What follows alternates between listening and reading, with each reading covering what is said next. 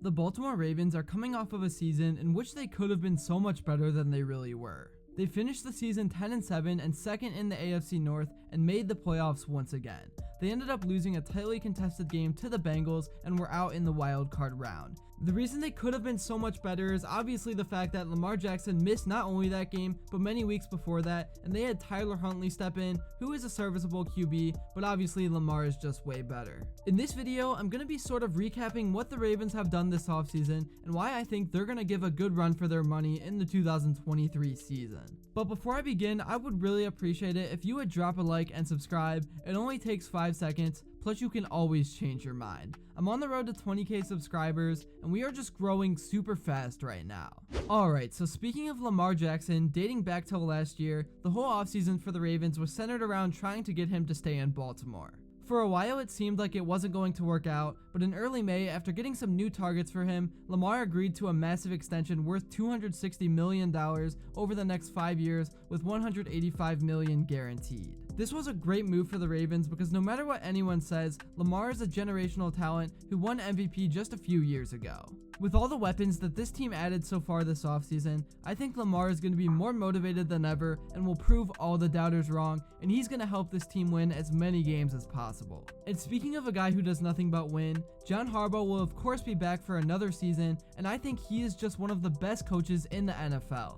He has established a winning culture, and everyone respects him. Staying with the coaching staff, Baltimore also hired a new offensive coordinator in Todd Monken, who honestly I am not the biggest fan of, but Ravens fans seem to not like Greg Roman at all last year, so we will see how that goes, and with all the talent on this roster, they could be one of the better offenses in the league. So starting off talking about that offense, this team had one of the worst wide receiver rooms in the league last season, but they definitely added some names in free agency.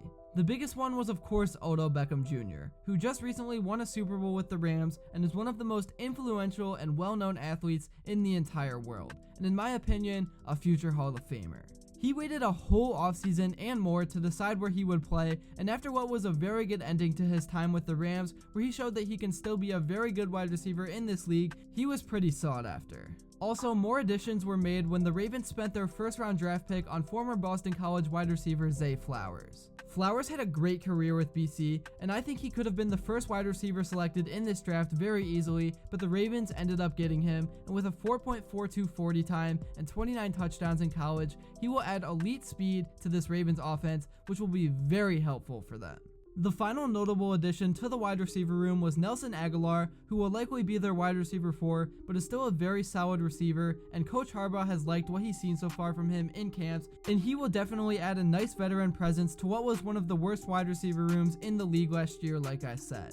I also probably shouldn't forget to mention Rashad Bateman, who should be able to take a huge step this year with other real threats around him, compared to him being the best on the team in previous seasons. And another notable guy in the room is Devin Duvernay, who is more well known as a good return specialist, but is also a pretty capable receiver who has seen a lot of reps over the last few seasons. They also of course have Mark Andrews, who is still one of the best tight ends in the league and just makes incredible contested catches and will have another great season this year for the team, and he will also benefit from having guys like OBJ and Zay Flowers around him because teams can't only focus on him.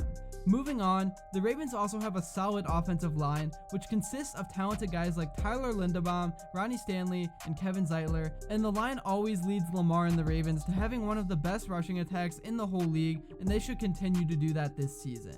The Ravens will also get a fully healthy J.K. Dobbins this season, as well as the same running backs it seems like they've had forever in Gus Johnson and Justice Hill, as the Ravens will likely use all three per usual and should look to run all over defenses all season long, and now that they potentially could have Lamar for a full season, that will open up the running game even more. Alright, now getting into the defense, and it seems like every single year the Ravens have a dominant or very good defense, and this year on paper it is looking like that will be true again. Starting with what I think is the Ravens' strongest position, the linebacking core is looking very scary. The off-ball linebackers consist of absolute blazing speed for that position, which is Patrick Queen, and a guy they not only traded for from Chicago, but also gave a 5-year, $100 million contract to in January in Raquan Smith. And Smith actually became the first off-ball linebacker to get a $20 million per year contract ever. He is an absolute incredible talent who has been one of the top tacklers and just overall linebackers in the league for many seasons. And like I said, now that he is alongside Queen, I think this is going to be one of the best off-ball linebacking duos in the league. And for the defensive line, I don't even think I really need to say much because everyone knows that this line is stacked and they're going to be good. Now in terms of the secondary, they will no longer have Marcus Peters, who has been a really good corner for this team over the last few years. Marlon Humphrey of course will do his thing on one side, but opposite of him will be Rock Ya-Sin, who they signed this offseason and has been a little bit shaky. And for the safety position, it consists of Marcus Williams, who had a great season for the Ravens, but unfortunately will always be remembered for his mistake in the Minneapolis Miracle. Last season, Williams recorded 4 interceptions and 8 pass deflections. As for the other safety, it will be second-year player Kyle Hamilton, who will now have to play a huge role for the team after they traded Chuck Clark to the Jets this offseason. I think he has all the tools to be a great player, he just needs to put it together like everyone. That's really all I have to say for the defense though. There's not that much to talk about because I think everyone knows they're going to be pretty good. An unfortunate thing for the Ravens is that although they got better this offseason, so did the rest of the AFC North. The Bengals are of course still great, and the Steelers and Browns both had a good offseason and are definitely in contention for playoff spots. But now that Lamar Jackson signed his long-term contract, I think he's going to be settled in, and I think the Ravens are going to be really good this season, and even if they don't win the division, they're definitely going to get a wild card spot.